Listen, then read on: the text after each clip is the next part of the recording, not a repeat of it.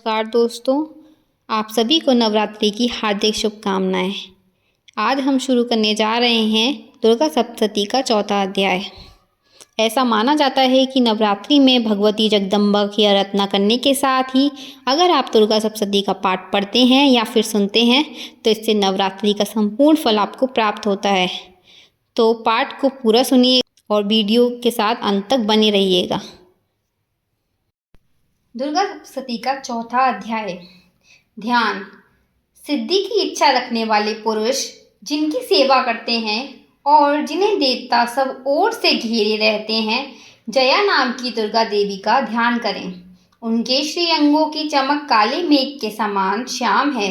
वे अपने कटाक्षों से शत्रुओं को भयभीत करती हैं। उनके माथे पर चंद्रमा की रेखा शोभा पाती है। वे अपने हाथों में शंख, चक्र, कृपाण और त्रिशूल धारण करती हैं। उनके 3 नेत्र हैं। वे सिंह के कंधे पर चढ़ी हुई हैं और अपने तेज से तीनों लोगों को परिपूर्ण कर रही हैं। ऋषि बोले, अत्यंत पराक्रमी दुष्टात्मा महिषासुर तथा उसकी असुर सेना के देवी के हाथ से मारे जाने पर इंद्र आदि देवता प्रणाम के लिए गर्दन तथा कंधे झुकाकर उन भगवती दुर्गा की उत्तम वचनों द्वारा स्तुति करने लगे। उस समय उनके अंगों में अत्यंत हर्ष के कारण रोमांच हो आया था। देवता बोले, संपूर्ण देवताओं की शक्ति का समुदाय ही जिनका स्वरूप है तथा जो देवी शक्ति से संपूर्ण जगत में व्यापक हैं, समस्त देवताओं और महर्षियों की पूजनीय उन जगदम्बा को हम भक्तिपूर्वक नमस्कार करते हैं। वे हम लोगों का कल्याण करें। जिनके अनुपम प्रभाव और शक्ति का वर्णन करने का भगवान शेषनाग, ब्रह्मा जी तथा महादेव जी भी सामर्थ्य नहीं रखते, वे भगवती चंडिका संपूर्ण जगत का पालन और अशुभ भय का नाश करने का विचार करें। जो पुण्यात्माओं के घरों में स्वयं ही लक्ष्मी रूप से, पापियों के यहाँ दरिद्रता रूप से, विशुद्ध अंत कारण वाले पुरुषों के हृदय में बुद्धि रूप से, कुलीन मनुष्यों में लज्जा रूप से निवास करती हैं, उन आप भगवती दुर्गा को हम नमस्कार करते हैं। देवी, आप विश्व का पालन कीजिए।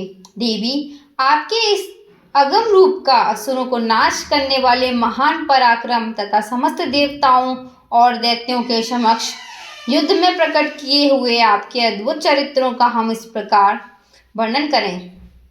आप संपूर्ण जगत की उत्पत्ति में कारण हैं। आप में सत्व, रज और तम ये तीनों गुण मौजूद हैं, तो भी दोषों के साथ आपका संसर्ग नहीं जान पाते। आप ही सबका आश्रय स्थान है। ये समस्त जगत आपका संभूत है, क्योंकि आप सबकी आदिभूता, अव्याकृता, परा प्रकृति हैं। देवी, संपूर्ण यज्ञों में जिसके उच्चारण से सब देवता तृप्ति लाभ करते हैं, वह स्वाहा इसलिए आप ही हैं। इसके अतिरिक्त आप पितरों की भी तृप्ति का कारण हैं, इसलिए सब लोग आपको सदा भी कहते हैं। देवी, जो मोक्ष की प्राप्ति का साधन है, अचिंत्य महाव्रत स्वरूपा है, समस्त दोषों से रहित, जितेंद्रिय तत्वों को ही सार वस्तु मानने वाले तथा मोक्ष की कामना रखने वाले मुनिजन जिसका अभ्यास करते हैं, वह भगवती पराविद्या आप ही हैं।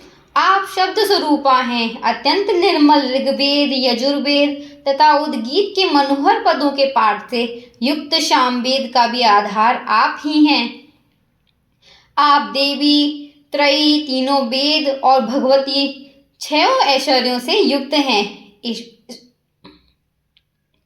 इस विश्व की उत्पत्ति एवं पालन के लिए आप ही वार्ता, कृषि एवं आजीविका के रूप में प्रकट हुई हैं। आप संपूर्ण जगत की ओर पीड़ा का विनाश करने वाली हैं। देवी, जिससे समस्त शास्त्रों के सार का ज्ञान होता है, वह मेधा शक्ति आप ही हैं। दुर्गम भवसागर से उतारने वाली नौका रूप दुर्गा देवी भी आप ही हैं। आप आशक्ति शून्य हैं। कैटभ के शत्रु भगवान विष्णु के वक्ष स्थल में एकमात्र निवास करने वाली भगवती लक्ष्मी तथा चंद्रशेखर द्वारा सम्मानित गौरी देवी भी आप ही हैं। आपका मुख मंद मुस्कान से सुशोभित है। निर्मल पूर्ण चंद्रमा के बिंब का अनुकरण करने वाला और उत्तम सुवर्ण की मनोहर कांति से कमनीय है।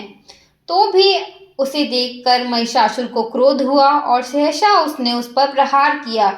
यह बड़े आश्चर्य की बात है, क्योंकि क्रोध पूरित यमराज को देखकर भला कौन जीवित रह सकता है। देवी, आप प्रसन्न हो।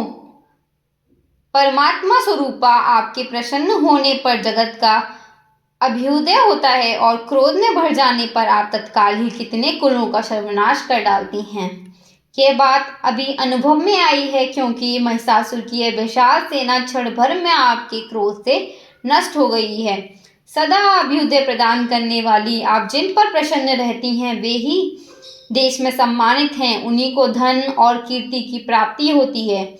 उन्हीं का धर्म कभी शिथिल नहीं होता तथा वे ही अपने स्वस्थ स्त्री पुत्र और भृत्यों के साथ भाग्यवान माने जाते हैं। देवी, आपकी ही कृपा से पुण्यात्मा पुरुष प्रतिदिन अत्यंत श्रद्धापूर्वक सदा सब प्रकार के धर्मानुकूल कर्म करता है और उसके प्रभाव से स्वर्गलोक में जाता है।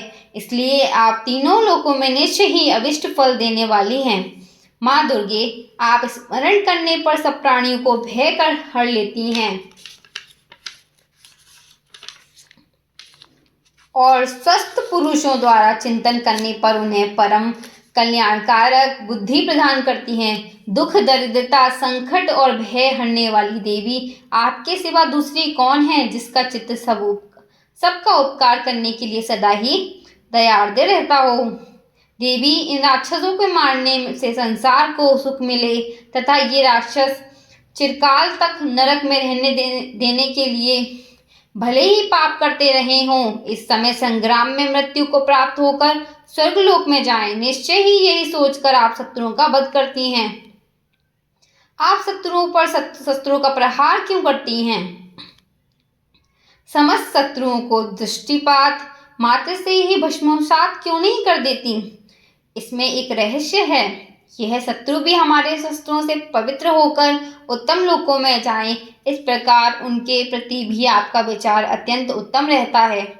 खड्ग के तेजपुंज की भयंकर दीप्ति से तथा आपके त्रिशूल के अग्रभाग की घनीभूत प्रभा से चौंधियाकर जो असुरों की आंखें फूट ही नहीं गईं, उसमें कारण यही था कि वे मनोहर रश्मियों से युक्त चंद्रमा के समान आनंददायक आपके इस सुंदर मुख का दर्शन करते थे। देवी, आपका शील दुराचारियों के बुरे बर्ताव को दूर करने वाला है तथा साथ ही ये रूप ऐसा है जो कभी चिंतन में भी नहीं आ सकता और जिसकी कभी दूसरों से तुलना नहीं हो सकती, तथा आपका बल और पराक्रम तो उन असुरों का भी नाश करने वाला है जो कभी देवताओं के पराक्रम को भी नष्ट कर चुके थे। इस प्रकार अपने शत्रुओं पर भी आपने दया ही प्रकट की है। वरदायिनी देवी, आपके इस पराक्रम की किसके साथ तुलना हो सकती है तथा शत्रुओं को त्रस्त करने वाला एवं अत्यंत मनोहर ऐसा रूप ही आपके सिवा और कहाँ है। हृदय में कृपा और युद्ध में निष्ठुरता, ये दोनों बातें तीनों लोगों के भीतर केवल आप ही में दिखाई देती हैं। हे माता, आपने शत्रुओं का नाश करके त्रिलोक की रक्षा की है। उन शत्रुओं को भी रणस्थली में मारकर स्वर्गलोक में पहुंचाया है तथा उन्मत्त दैत्यों से प्राप्त होने वाले हम लोगों के भय को दूर कर दिया है। आपको हमारा नमस्कार है। देवी, आप शूल से हमारी रक्षा करें, जगधात खड्ग से हमारी रक्षा करें तथा घंटा की ध्वनि और धनुष के टंकार से भी आप हम लोगों की रक्षा करें। चंड के पूर्व, पश्चिम और दक्षिण दिशा में आप हमारी रक्षा करें तथा हे ईश्वरी, अपने त्रिशूल को घुमाकर आप उत्तर दिशा में भी हमारी रक्षा करें। तीनों लोकों में आपके जो परम सुंदर एवं अत्यंत भयंकर रूप विचरते रहते हैं, उनके द्वारा भी आप हमारी तथा इस पृथ्वी की रक्षा करें। अंबिके, आपके कर कमलों में शोभा पाने वाले खड्ग, शूल और गदा आदि जो जो अस्त्र हों, उन सब के द्वारा आप सब ओर से हम लोगों की रक्षा करें।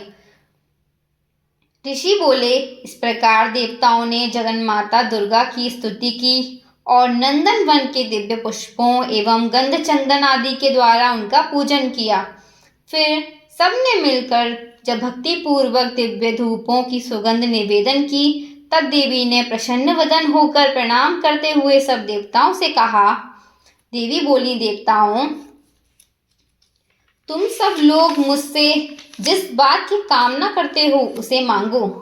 देवता बोले, भगवती ने हमारी सब इच्छा पूर्ण कर दी, अब कुछ भी बाकी नहीं है, क्योंकि हमारा यह शत्रु महिषासुर मारा गया।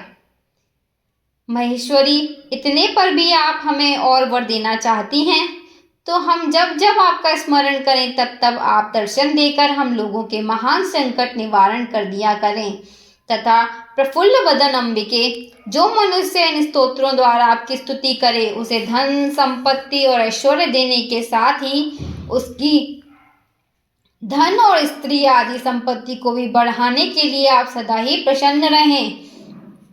ऋषि कहते हैं, हे राजन, देवताओं ने जब अपने तथा जगत के कल्याण के लिए भद्रकाली देवी को इस प्रकार प्रसन्न किया, तब वे तथास्तु कहकर वहीं अंतर ध्यान हो गईं। हे भूपाल, इस प्रकार पूर्व काल में तीनों लोकों को हित चाहने वाली देवी जिस प्रकार देवताओं के शरीर से प्रकट हुई थी, वह सब कथा मैंने कह सुनाई।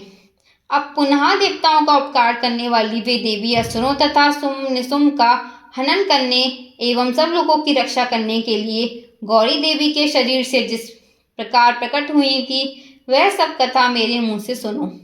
मैं उसका तुमसे वर्णन करती हूँ। चौथा अध्याय समाप्त।